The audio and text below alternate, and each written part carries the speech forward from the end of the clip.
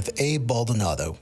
Hey everyone, welcome back to the Chile Wire. This week I'm excited to introduce my guest, Rudy Mora. Rudy is a former state police officer and is currently a director for public safety for the Pueblo of Acoma. And I am delighted to introduce my guest, Rudy. Thank you for coming on the Chile Wire. How are you doing today? I'm doing wonderful, and thank you for having me. Yeah, my pleasure. Is this your first podcast? No, it's not. Awesome. So you're a veteran on here. Well, I wouldn't say a veteran, but it's not my first. That's terrific. Rudy, I got to ask you, because we are the Chile Wire, red or green? Red. Red. Awesome. That's 2 weeks in a row that we've had someone say red. So red might be winning now. Usually people are like Christmas, they don't want to pick a side, but now we're starting to see people pick a side here with our chili. Yes, I agree. And, typically it's kind of a complex question for me, because if it's overall it's red, but if I can't ever pass up a warm tortilla with chopped green chili fresh. Oh yeah, with some butter. I mean, you cannot go wrong with that. That's the beauty of our state. Yes. Well, Rudy, we're here today to talk about an issue that I think our state cares most about from what we've seen, and then that's crime. And you have years of experience with this as a state police officer. I'm sure in your current role as director of public safety for the Pueblo of Acoma. But I want to lean on you. How did we get here? It seems like crime has progressively gotten worse, although we hear statistics nationally and also locally that crime has gotten down, but it seems like all we ever hear about is crime. Yes, and historically I've been in law enforcement since 1994, and there's always been crime, right? Over the last decade or so, and I'd probably say starting with bail reform, we started to see less and less of criminals being held accountable in New Mexico. And it's frustrating, to see where we're at today and where we could have been had we just recognized the problem immediately, that it wasn't working. And don't get me wrong, I believe everyone makes mistakes. I've worked many years along Interstate 40 looking for highway criminal enforcement, drug smugglers, human trafficking. Human trafficking. New Mexico is very unique with our vast highway system, and our proximity to Mexico really makes us a prime target for drug cartels and absolutely drug trafficking organizations. And in my role, I've arrested a lot of drug smugglers, gun smugglers, child pornography, you name it. Anything that can be smuggled on Interstate 40 is literally smuggled. And the vast majority of the people that I've encountered are good people that just made bad choices. Yeah. Maybe a single mom that's living on the fringe of society, maybe the baby daddy's in jail and she needs to make some money. So here comes a gentleman saying, hey, drive this vehicle from Phoenix to Detroit. I'll pay you $1,500. Wow. And that's how they get sucked into it. Yeah. So really it's a larger criminal organization targeting some of our most vulnerable populations that are, like you said, on the fringe. They're very close to hitting rock bottom, or they've in fact already hit rock bottom, and they, I guess prey on those individuals to carry out the crimes or the drugs and, everything that they want to push. They kind of leverage that in their favor. Absolutely.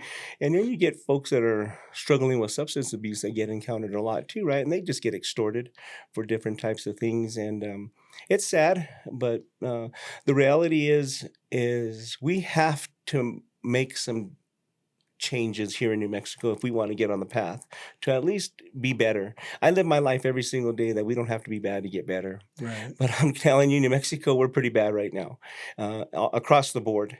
And sometimes I look myself in the mirror and say, what can I do? I look from the outside in. What can I do as public safety director now? How can I be a little bit better, protect the community, make people more aware of what's going on in the world and how our decisions can ultimately affect the total change, right? So many people get involved and they want to start from the top-down approach. I start from the inside and work out. So I think everyone needs to look themselves in the mirror, including our criminal justice system, and see how we can do better. And for the people of New Mexico, we deserve better. Yeah, I couldn't agree more, Rudy. And I want to go back to a point you made about bail reform, because I think there's a lot of individuals that maybe aren't aware or not familiar with some of the changes that were made to our bail system. But ultimately, we've made it where we kind of created that revolving door of criminals being arrested, but then let out because of cashless bail. Yes, and and we're all guilty of that. I believe it was in I forget the year right off the top of my head that bail reform passed.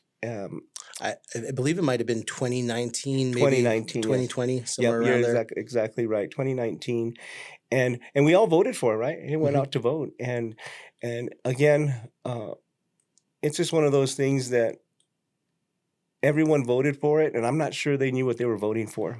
Right. And uh, and don't get me wrong, I am a firm believer in restorative justice. I talked about people making bad decisions. Let's get them on the path. But what we have now is a failed criminal justice system where people are allowed to commit crime, enter a diversion program, whether it's substance abuse, behavioral health, and then they're pushed aside, right? But there's no consequences if they don't finish that diversion program. Right. So of course, the criminal is going to say, "Yeah, I'll do that diversion program." They start their treatment program and they fall off the wagon and they're back to breaking into people's houses, stealing cars, whatever it is, right? Just so they can feed that addiction. But there's no consequence because they didn't finish that program. And that's one area that I believe we can make an immediate change is hold those individuals accountable. If they want treatment and need treatment, let's provide it. But the minute they fail, guess what? You need to have a consequence for that. Right. No, that makes plenty of sense. And with a lot of the policy that we see go through our roundhouse, I believe it is genuine and well intended, but I can also say that oftentimes it's genuinely wrong. It's the wrong policy. It's the wrong way to address the problem. And so a lot of times what we see are patches. And I think with the bail reform, I think it was coming out of a place of compassion. Unfortunately, there were some unintended consequences with that. But we've also seen the Civil Rights Act that passed, which really put police officers and public servants in a tough place, our first responders, and that was a trial lawyer thing. We've really recently learned that trial lawyers have a lot of influence in our state, but that's also one that put our police officers in a very tough predicament because now we've stripped away qualified immunity, and I'd love to get your thoughts on qualified immunity and also what does it mean? Like if you're a police officer, what does that qualified immunity mean? And with stripping that away, what has it done now to our police force? That's a very complex issue. You're absolutely right. Trial attorneys run New Mexico, Yeah. plain and simple. I ran for office in Senate District 10 recently, and I took on a very strong powerhouse woman, Senator Katie Dewig, who's a trial attorney and is a strong supporter of the medical malpractice, Yeah. roadblocks that we're facing here. It's the reason why many of you, New Mexico, are having struggle finding a doctor, quite frankly. And this pivots right into what they planted with qualified immunity, right? If you actually dig deep into the House Bill 4, qualified immunity historically it's always been there and it's been a good thing if it's practiced correctly, right? If I stopped you along I-40 and I did an unlawful search and I violated your Fourth Amendment rights and it was in gross negligence, well, of course, you'd go to court, you'd have your day in court, and the judge would rule likely against me and not grant me qualified immunity. That would allow you to come after me personally because I acted not within the scope of The my law, job, right? And the right. law. But if you really look at House Bill 4, I do that today, and guess what? I'm still protected because all that bill did was allow you as an individual to go after the government, deep pockets, for Right. $2 million per person per incident. So in reality, it really doesn't affect me a whole lot. It just affects the taxpayer and Right. it pads the wallets of these trial Right. attorneys. And it's not even about justice at that No, point. it's not. But what it's done is the common person that's coming out of college or maybe high school or whatever it is, and they want to join law enforcement and they hear that word, oh, qualified immunity. They don't have qualified immunity. And it's been a big black eye for law enforcement because I can tell you there are a lot of good officers out there every day that want to do the right thing and they may not even be truly aware. So they're second guessing themselves. And we saw that with the Department of Justice coming with the Albuquerque Police Department, Yeah. right? I know many police officers that when they were when that policies came in and they were being heavily scrutinized, they decided they were no longer going to do proactive policing. If someone was breaking into your house and you call 911, I know this firsthand because they told me. I'm just going to take my time getting there. I'll do the report, make sure no one's hurt or anything. But I don't want to encounter a bad guy because guess what? I'm going to have 15 people come over here with the use of force team investigating me, Yeah. literally reading me Garrity on the side of a road somewhere, giving a compelled statement, So those types of things have really hindered policing in New Mexico. Yeah, it really ultimately puts a police officer in a situation where it's more paperwork and time and stress and just a lot of red tape to even address the issue because of what happens now if I address this criminal in action and have to confront them. Now I'm in a place where I'm going to spend weeks, probably if not months, just being investigated and having to give testimony as to what occurred. Yep, absolutely. I'll tell you a real quick story of a young APD officer. Obviously, I won't mention his name, but I've mentored him over the years since he was a young kid wrestling, and he's an Albuquerque police officer. He caught a burglar in progress, chased that individual, and long story short, caught the bad guy, had 4 felony warrants, aggravated battery with a deadly weapon, multiple receiving, transferring stolen vehicles, arrested him, put him in jail, and that officer got 30 days off without pay for not turning on his body camera when he was in a foot pursuit. Wow. That criminal was out the next day. Wow. So imagine what a punch to the gut that is. Yeah. And he flat out said, he goes, I'm going to do my job, but I'm not going to, things happen so fast in law enforcement, worrying about technology to turn it on. I get it. Technology is good, but, there's got to be some balance there, right? Yeah, there's this unrealistic expectation when your life is on the line that your immediate instinct is to turn on your camera versus defend yourself or protect yourself. And Yep. and I think we've forgotten that in society is that police officers like yourselves have families. You have people that you want to go home to, and your number one line of defense is to immediately protect yourself so you get home to your family, but also protect the community when able. But it's a very tough predicament to be in when you are punished for not doing something in the heat of the moment. Yep. Where things have either intensified or whatever it may be, and you just didn't flip on your camera. Yeah. And then now you go a month without pay, and you think about rent, you think about, your car payment, whatever it may be, just bills in general. You really put a struggle on that family now. Yeah, it's difficult, and like I said, our criminal justice system needs to be revamped. I'll give you another incident that just happened recently. I was made aware of. An officer went to court. The guy had multiple charges against him for receiving, transferring stolen vehicle, you name it, right? And he goes to his court date. The subject's still incarcerated, which is a good thing, but they continued the case because the individual refused to come out of his cell. And again, they play this game because they know that if the officer, for whatever reason, something came up and couldn't make the court date, what happens? They get let go. They get let go. It's dismissed, right? So they play this game over and over where, at some point, we're coddling these criminals. Yeah. If they don't want to get out of their court, add more charges, contempt of court. Imagine if you were subpoenaed to go to a court and you didn't show up. Guess what? You're going to get hit with a contempt of court, or at least an order to show cause. Right?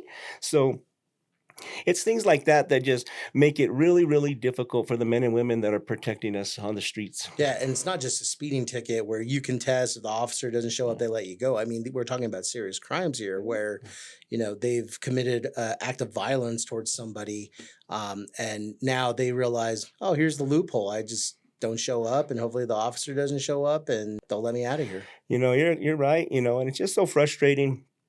In the course of my career in law enforcement, I've seen different theories come across, from broken windows theory to you name it, right?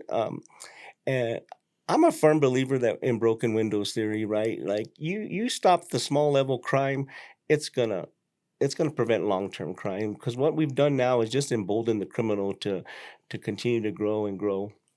And what's frustrating for me, being now involved somewhat in politics, is that um, everything's politicized, right? Yeah. You hear the crime's going down. You know, you ask anyone on the streets, crime's not going down. My next door neighbor 3 days ago called me and said his car got broken into. Wanted to see if my cameras captured the individual. They did, right? We can see the person breaking in. I get back from my trip and I said, "Hey, did you ever find out?" He goes, "I didn't even bother to call the cops. They don't show up." Yeah. So of course, crime's going to go down if nothing's being reported, Right. right? Well, Yeah. and that's just it. And I was having that conversation recently as well as, and I think that might have been something with our team here that we were discussing about. The mayor was touting that over the last decade crime has gone down, but I said, well, is it crime has gone down or just acts of violence or crimes weren't reported because a police officer maybe someone didn't report it or the police maybe didn't show up. I mean, I know here in the metro area we see now where if you're in an accident, cops don't usually show up. Now they just tell you file the police report with us. We're not going to send an officer out. um, I guess they look at it as this is just a petty thing that happened. It's an accident. Just file the police report and we'll take it from there. But they're not even sending cops out for that reason. So if that stuff like that's not being reported, if there's an actual crime, there's not a police officer to report it, then yeah, I think your statistics go significantly down because I think people have lost hope now. They're like, man, nothing's going to happen. Yes. And and this goes to anyone that's ever taken a course in statistics, right? Uh, Bad data in is bad data out, right? We Yeah. call that dirty data. And as a taxpayer, I have to question the data that's there because I've heard and from individuals say that they're very suspicious, especially that online reporting. Hmm. I had an individual tell me that he reported his car had been broken into, no offender information. So the police department said, "Hey, just file an online police report. Need it for your insurance. That'll suffice." So he did, and he's a former law enforcement officer. When he looked on the UCR code offense, the officers have, most people don't understand what it's uniform crime reporting that Hmm. gets reported to the FBI. They have different sets of codes, right? And I don't know them off the top of my head, but a auto burglary would have a specific code. Well, when he printed that report, the UCR code translated to incident only. Oh, So that doesn't get reported as a crime to the FBI. right. So that tells me again, potentially, possibly bad data in, right? And Right. so, And I also think about is a lot of it that someone hasn't gotten charged. yep, So if someone's not charged, there's no crime. right. So if they're not convicted, no crime. And that's one thing that you hit the nail on the head there is when are we going to ever have a victim-centric approach to solving Hmm. crime? Everyone talks about victim-centric approach when it comes to sexual assaults on women, which I totally agree. But where are the victims in all these other incidents and crimes that are occurring? And I've heard many people say, just like you said, "Oh, there's no crime because no offender is." Well, no, there's a crime because there's a victim there, Right. And sometimes the victim is the state, the government itself, in certain incidents. But it doesn't matter. But for the most part, a lot of these crimes that are going unreported, people are just fed up. They're frustrated because they either don't get the response they feel they deserve, and if they do get the response, nothing happens. Right? There's no follow through, and I'm a victim of that. A couple of years ago, I had a home invasion. And they broke into my home. They didn't realize that someone was home. My son startled them. And they fired a weapon inside the house to break a window to get out. And, I saw little to zero investigation on that case. Uh, and we have surveillance video of the individual breaking into our house. Uh, Recently, they recovered one of my commemorative weapons that was stolen. I'm a collect commemorative state police weapons, and before the public gets mad, why would you leave a weapon out? There was no firing pin in it. I disabled it, right, just for display only. But the Albuquerque Police Department found that weapon recently, and again, no follow up. I was yeah. told that the person that bought the firearm, went to a police officer and said, "Hey, I bought this weapon at a party for $500. I don't know, it's a really nice gun. It's engraved with state police. It's got to be stolen." Sure enough, it was stolen. And you would think that you have someone that's turned in a weapon, that person would typically, in my line of work, law enforcement, that's a suspect. Yeah. You're in possession of a stolen firearm. No, how I don't really care how you came into contact with it, but let's follow through with it. And it was just like, okay, you got one of your weapons Yeah. back. Who'd you buy it from? Yeah, who'd you buy it from? Let's go talk to them. And so I see that as a victim, very frustrating. So I can only imagine, and I try to look at the whole situation, right? Because I've been on both sides. But imagine someone that's just on one side, and they just get a very sour taste in their mouth for law enforcement and the response. Well, and we've also created this society where it doesn't help when you have a group of people saying defund police. And to me, that's become problematic. Is there's this movement now to make police officers the bad people Yeah. when in fact they are public servants. They go into it for the right reason. I'm sure you can go back and remember what made you want to become a police officer, and I bet you it was to serve and protect New Mexicans, protect your family, protect your community, and that's what it's about. But now we have these groups that are saying defund police, and when you start rhetoric like that, it puts police in a tough position, but it also puts the public in a tough position where now they either don't trust police or they just become. I feel like in New Mexico and specifically Albuquerque, people have become very desensitized to crime. That it's just another day in Albuquerque, and that's unfortunate. Yes, it's very unfortunate, and we live in a world where, again, I'm probably a little biased here when I talk about the media, and the media is just Well, people don't get the whole story they anymore, don't get the Rudy. whole They story. don't get the whole story You anymore. know, They get the sound bites of, oh, this is controversial. We got to just share this one clip. I'm sure on our podcast at some point we'll be a victim to Abe said this. Well, you didn't give the whole context of the conversation, and that's the problem today. And that's the problem, even I think about our youth, is you really got to do some research and you got to be able to critically think. You got to think for yourself, but you also can't just believe everything at face value. There's a lot of hearsay, he said, she said. And it's important to do your research and actually get context. If something is said, if the media says so and so said this, okay, there's the one sentence, but what was said in the entire what was, was there an argument to be made? Was it an example that was trying to lead to a solution? And that's, to me, the biggest problem that we see is that a lot of stuff in the media just gets cut out. But sorry for interrupting, no, but you no.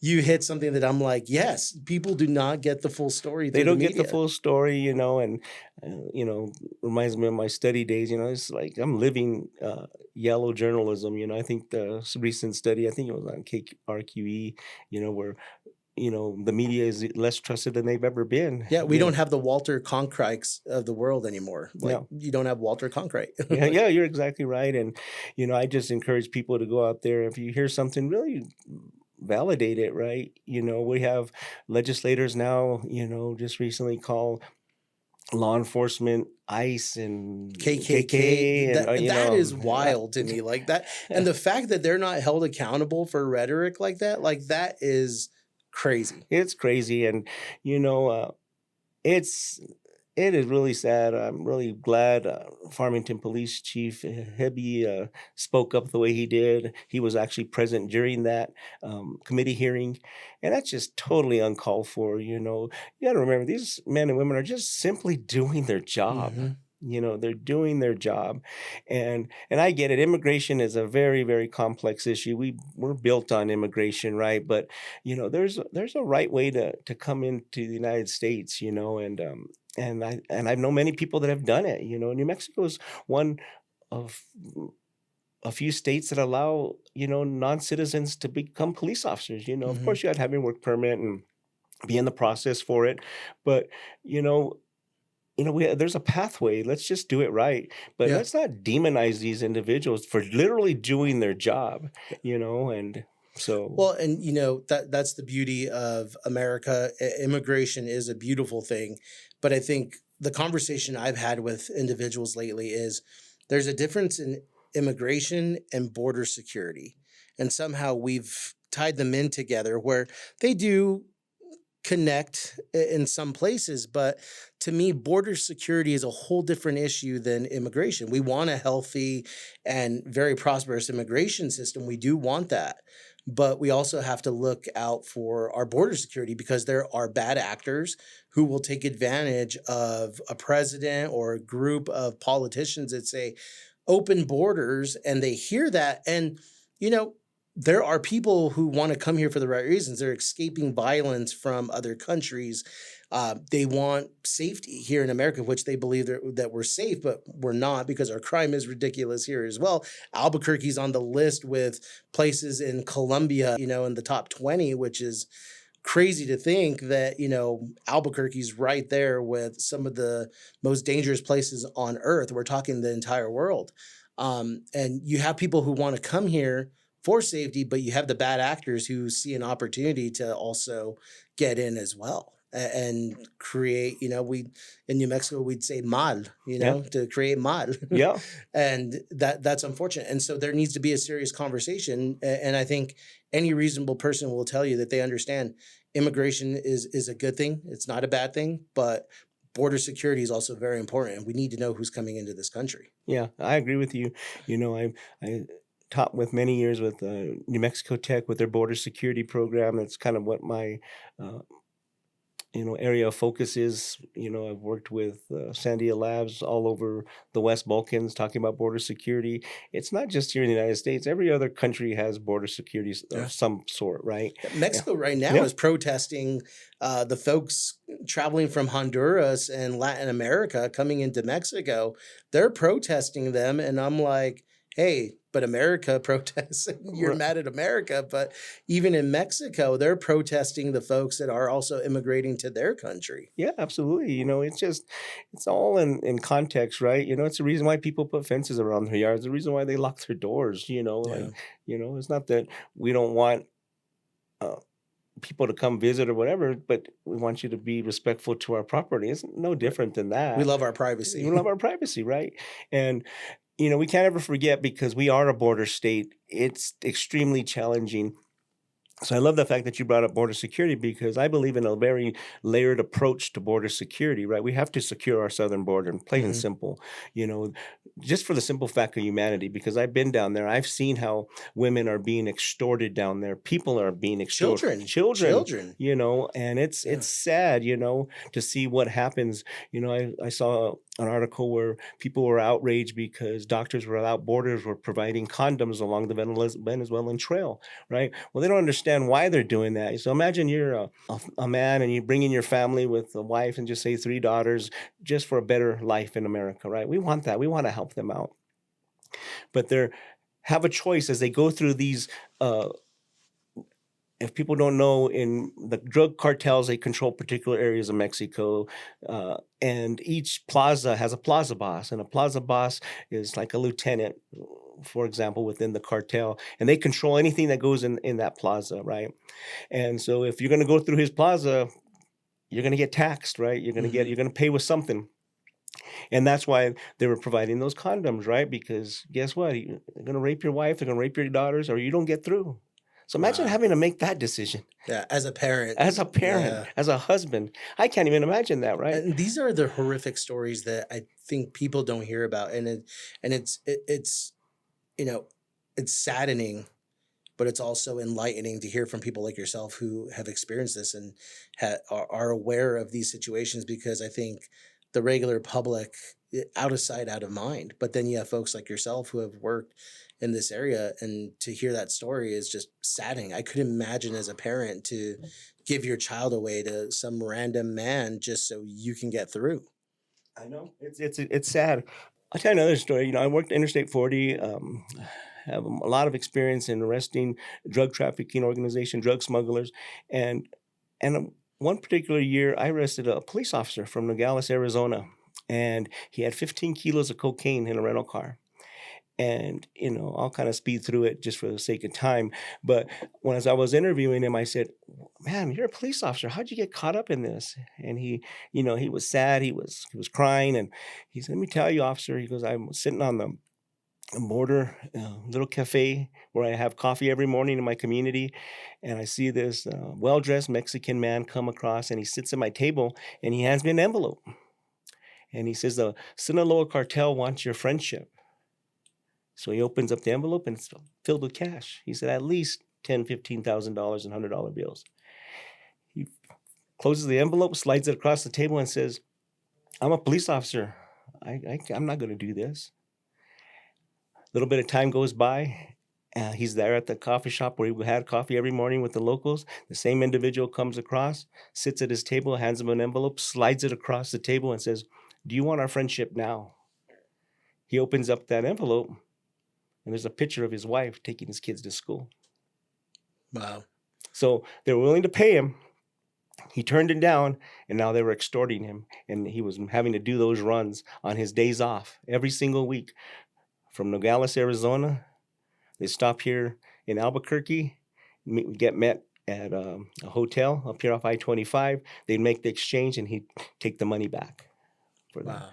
And just to see how the criminal element, these drug trafficking organizations, how they extort people, and what And good people, good people who people. are well intentioned and Yeah, trying to mind their own business and just create a life for their family, yeah, but are put into a predicament of, yeah, and that's scary. I couldn't imagine someone saying, "We have eyes on your wife, your children." This is something that I think most people would really believe that would be in a TV show or a movie, yeah. but when in fact it's actually real life, and to hear a real life story about that is just shocking. Yeah, and it is, you feel for people. Like I said, I met good people. He's one of them. Just made a bad choice, right? But here in New Mexico, folks, if we don't make a change on, and I'll just call it what it is, if we don't make a drastic change here soon, and this is with you guys going to the poll, doing your research, and literally voting for the common good of New Mexico, nothing's going to ever change. That's right. And Rudy, not to shift too far, but one thing that we haven't touched, and I'd love to get your thoughts on juvenile crime. Like, is that something from when you started police work in 1994 to now?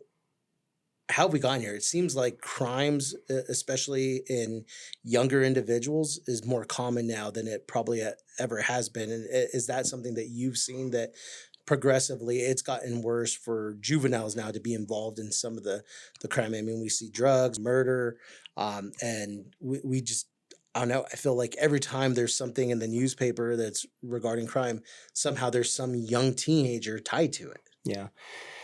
I saw this many years ago coming. As I mentioned, my area of focus, expertise, if, for what it's worth, is drug cartels, drug trafficking organizations, border security, and we saw this years ago with the drug cartels recruiting young individuals. You see them at a young age with a cell phone. Back in the day, people as lookouts. It happens, right? They start to indoctrinate their children, their criminals, very, very young, and to the point where you see them indoctrinate their sicarios, right? Mhm. They're assassins, and there's psychology behind this, right? They like to recruit their assassins at a very young age, 8 to 12 year old, where the mind's not completely developed, where there's no conscience behind going up to somebody and pulling that trigger. Yeah. And I've had the opportunity with my training to interview a sicario, and he said the first time he killed somebody in Mexico was 8 years old, Wow. and he walked up to the individual in a restaurant, walked right up behind him, and shot him right behind the head. And he has no remorse because he didn't know, and he couldn't even tell me how many times he had killed somebody.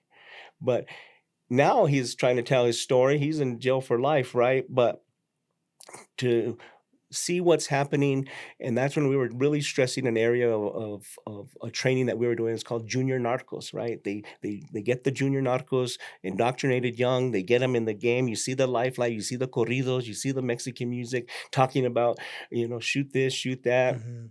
Chapo Guzman, we all know him. Sinaloan cartel had narco corridos, you know, made out in his name, and it's just something is snowballed into what we're having now. People see it on TV, they see the high life, they see the guns, the gold chains, the money, the women, right? And it's just something that there's no accountability to where we're at right now. Yeah. There's no accountability for a juvenile, and that's why the cartels used it, because they saw this many years ago. I'll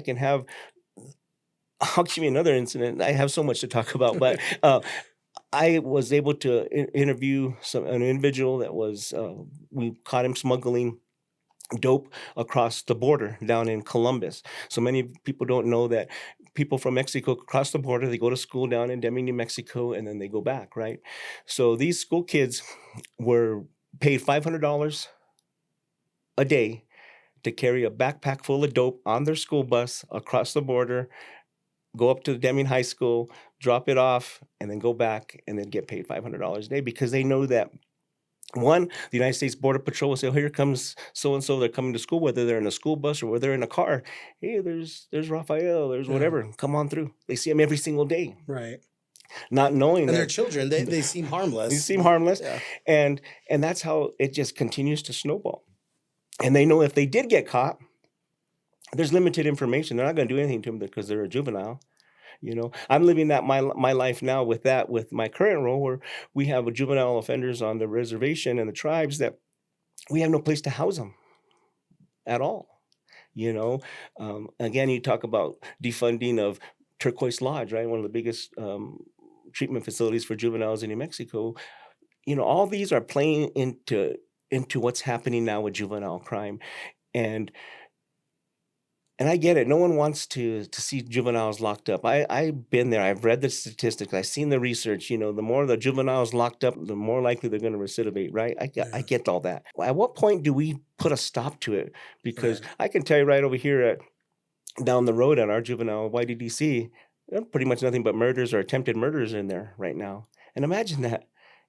20 years ago, there was shoplifters in there. Now, none of that's, no one's in there unless you're a murderer or attempted murder. Violent teens. And again, it's just accountability.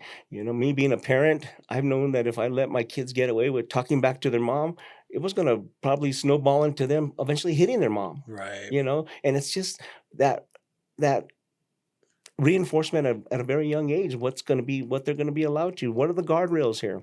Yeah, what's the disciplinary action and the consequences to your actions of building that growing up, if you did something, you knew you were going to be punished for it. And that's the way we need to take now for our youth that are committing these violent crimes, is that there needs to be a consequence. Because if we start putting consequences, then like you said, I think we start seeing where, these organizations and, just criminals in general aren't going to be able to leverage youth anymore, because now there's consequences for their actions, that they're not just going to get a slap on the wrist like they're getting now.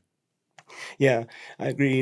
I was so glad to see the individual that murdered the Uber driver get charged federally. Mhm. Because as you know, you can kill somebody in New Mexico, your max you're going to get is 30 years with Well, I good. always tell people you're more likely to do longer time for killing a deer or an elk illegally Yeah. than killing a person, and that's very unfortunate. Yep. And a dog too. Yeah. You hurt a dog, and my gosh, you'll have all kinds of public support while you neglected an animal. Which, don't get me wrong, I trained dogs that was my Yeah. job with the state police, is training police dogs. So I get it, but we're just need to get focused. New Mexico is a beautiful place. I love this place. I was traveling, and I run across many states the last few days, and I get into the land of enchantment, man, and it's beautiful. It is. Cross into the Sandia Mountains and see the beautiful. Gosh, it's gorgeous. It But is. then you go on to the streets of Pennsylvania and Central. My Yeah. gosh, where are we at? Like in a third world country. Yeah. Copper. I mean, up there off Copper, Zuni, those areas. I mean, it is Yeah. very worrisome. No, I agree, and one of those things that we have to do is we have to address juvenile crime, and I'm glad it's a hot topic right now. But I'm telling you right now, with our current makeup of our state legislature, nothing's going to happen. Yeah. We saw a special session here just recently. what did we accomplish? Nothing. Nothing. Nothing. We had juvenile crime. We had so many things we Medical could have. malpractice, things to take our state forward that they just failed to address. Yeah, and we do it time and time again. And as a taxpayer, if you want to know how much it costs, at least $250,000 for a special session to gather that. For 2 days. Yeah. For 2 days. Yeah. And I just don't know what's going to happen.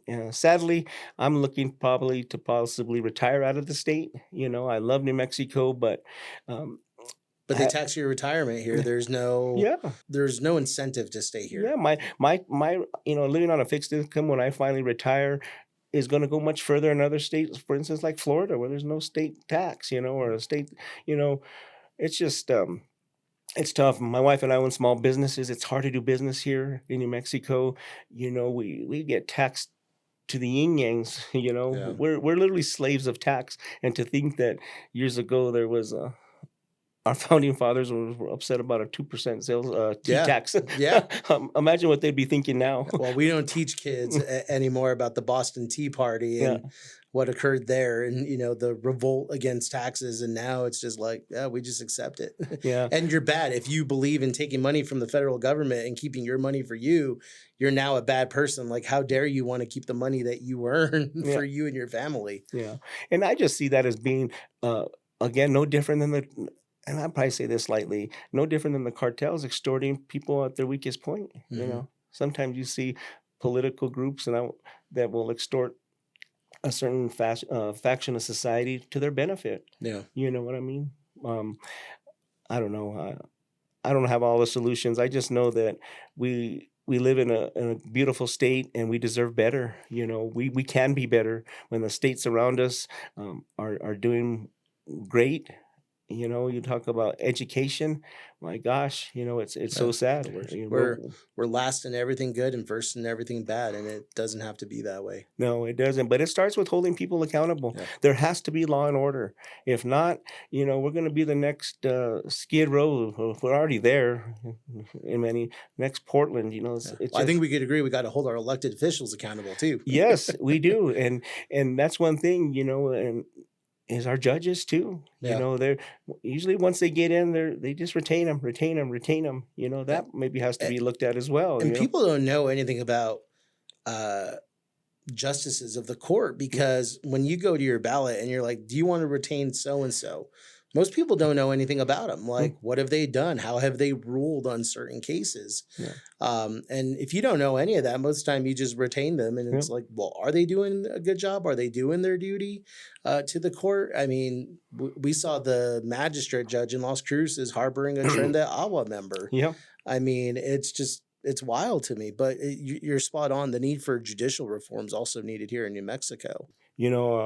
And it has to be addressed simultaneously with the criminal justice reform. Mm-hmm.